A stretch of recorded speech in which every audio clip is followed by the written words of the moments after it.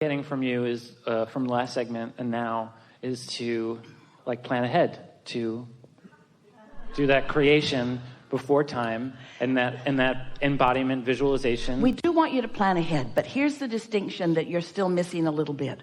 That's why we're so happy to chew with you. We're not asking you to use your mind to make the plans. We're asking you to accept that all of your lives, and especially this one, has made the plans.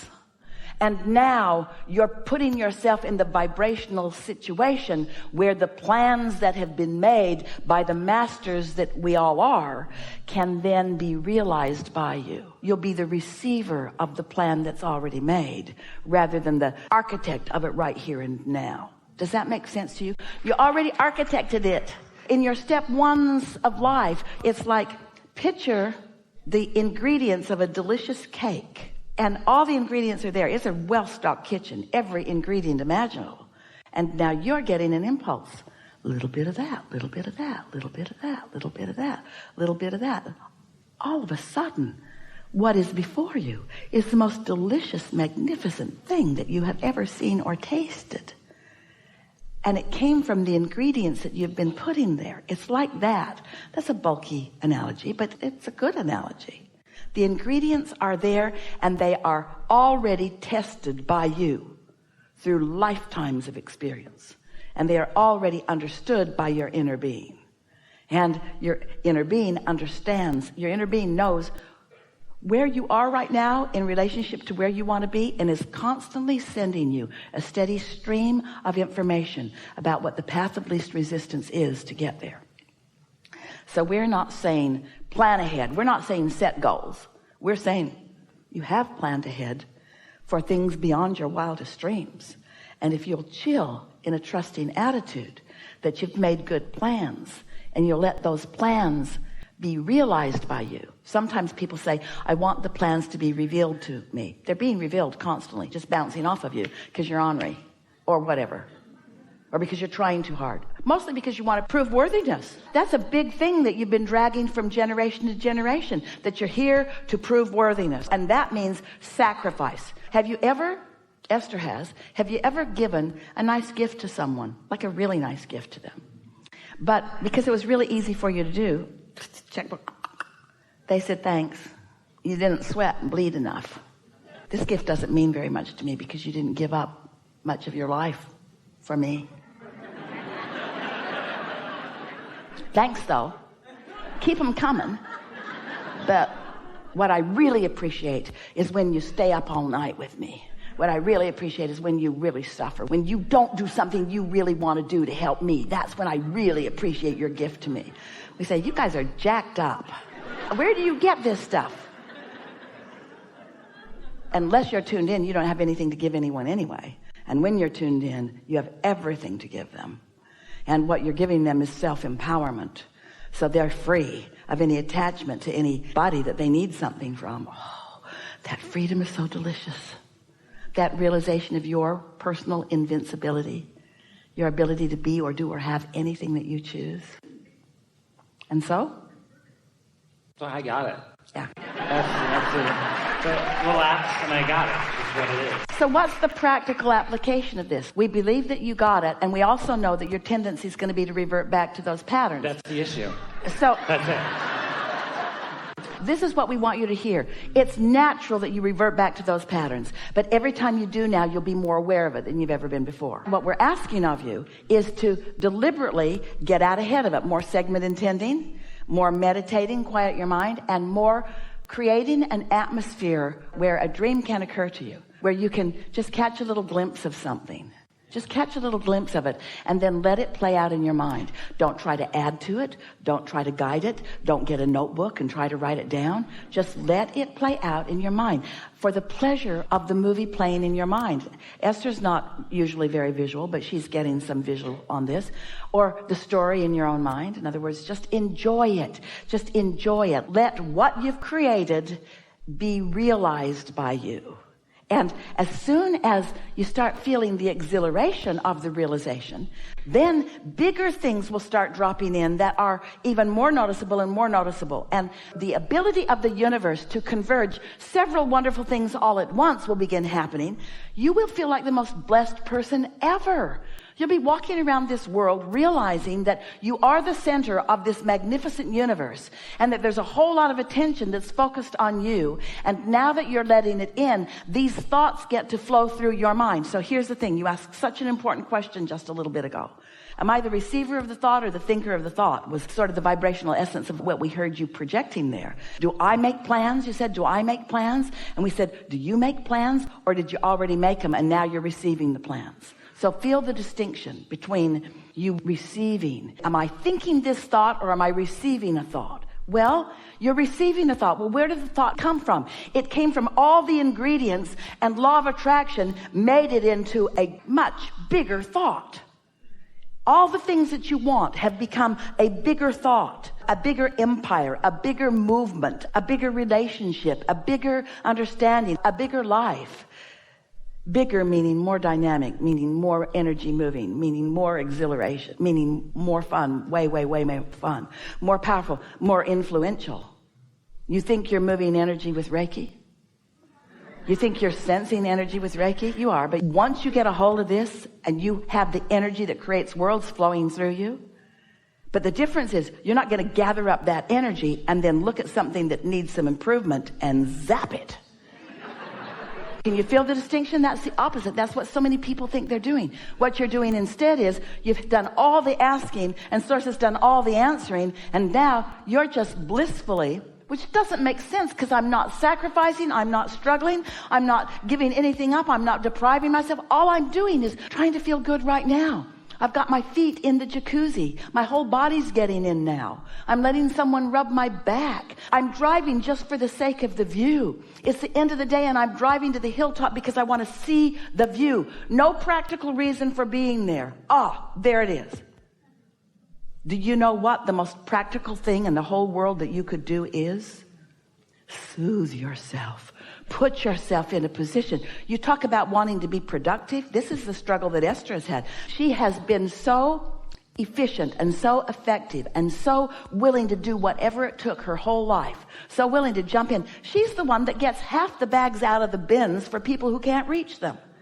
In other words, she just can hardly stop being helpful in every moment because she feels all full of herself and all powerful, you see. And men are looking at her like, okay, lady, you want to do it, that's fine with me.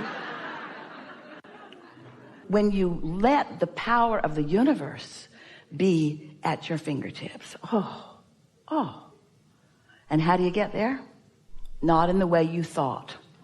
Not through struggling, not through sacrificing. You get there by wanting to feel good and finding ever more reasons to feel good. By identifying what love feels like and isolating it. By finding something that's easy to love. Little dog Stella.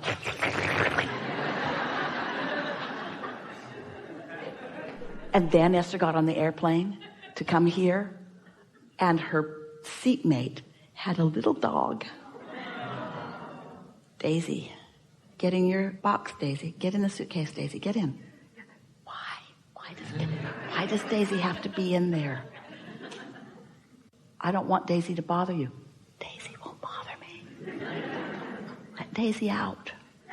Here, Daisy. Daisy can have my pillow. Here, Daisy. And then the man went to the bathroom and he said, will you keep an eye on Daisy? Yeah. He left. Daisy jumped up in his seat, put her feet up on the armrest between them, and licked Esther's face. Yeah. This is not lost on Esther. The details of what you love the most will come to you in the details of what you love the most. You're going to start being able to make the correlations between the emotions you've discovered because of the thoughts that you've allowed and then the dreams that you've dreamed. Is going to be so obvious to you. No one else will get it. There's not time. There's not time for you to repeat the happenings of one day of alignment. You could not write it down fast enough, and even if you tried, you would distract yourself from the allowing of it. So what's the practical application of all of this? Live my life because I have to, and feed my kids because they're hungry, and make my bed because my mother said I should and I can't not. Do whatever you need to do in order to sustain the life. We're not asking you to leave all your beliefs behind. You couldn't, even if it was a good idea, you couldn't do that. We're saying just lean more forward. Just get out ahead of it just a little more.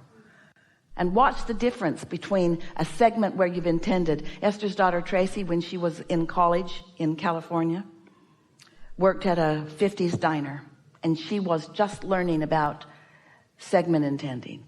In her 15-minute drive to work, she would segment intend by thinking these thoughts. Oh, it's going to be really fun tonight. I'm going to meet a whole bunch of new people. I'm going to play with the cooks and the other waiters. We're going to have a really good time tonight. And the happiest people will make their way to me. And when she would do that little bit of segment intending, the night was so delicious.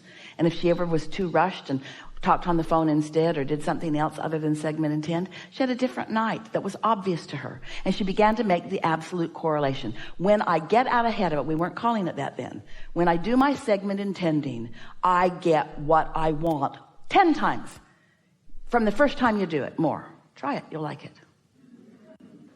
And so we want to leave you with these universal, non-physical, inner being mantras. This is what your inner beings want us to say to you right now. And they find you, for the most part, in a more receptive mode than usual. So this is what your inner being wants you to hear from them. And maybe it will be easier for you to hear it through Esther's vocabulary than through your own mind. But you'll be hearing from all of us personally, if it is your desire.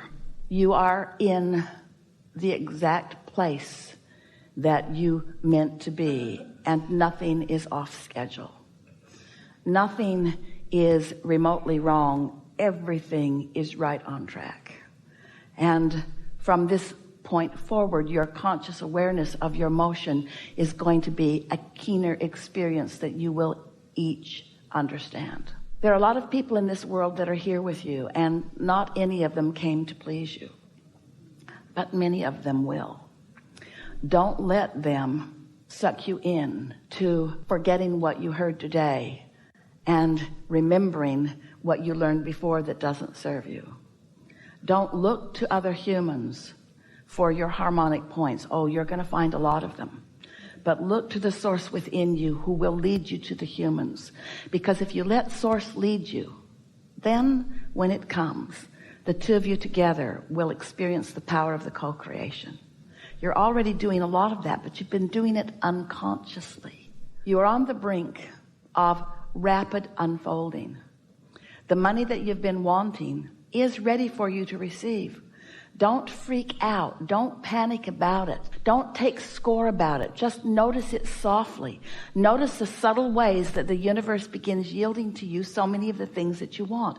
And nothing is off limits. You get to have it all. There is nothing that is off limits. Your lover is ready for you. Your money is ready for you. The environment is ready for you. There is nothing that has gone wrong. There is nothing in the world that you need to worry about. There is nothing that you need to push against. There's no place that you need to maneuver yourself to be in order to be at the right place at the right time. You have all of the understanding that you would ever want or need to have in order to consciously be the receiver of all of the things that you've been asking for.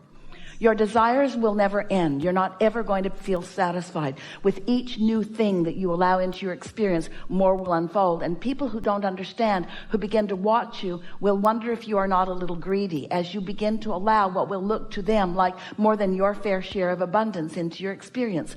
Abundance of good friends, and abundance of good times, and abundance of the things that you've already identified that are wonderful about life. You must understand that it is supposed to be that way for you. You are meant to thrive. You came to be the creator of your own reality, and not one of you said, I'm going to create one I won't like. Not one of you said, I'm going to go create a reality and I'm going to hold myself in deprivation and sacrifice. Not one of you said that or meant that. You've just stumbled into that conclusion because you couldn't find your way out of the egotistical entanglement of the Cheesecake Factory menu.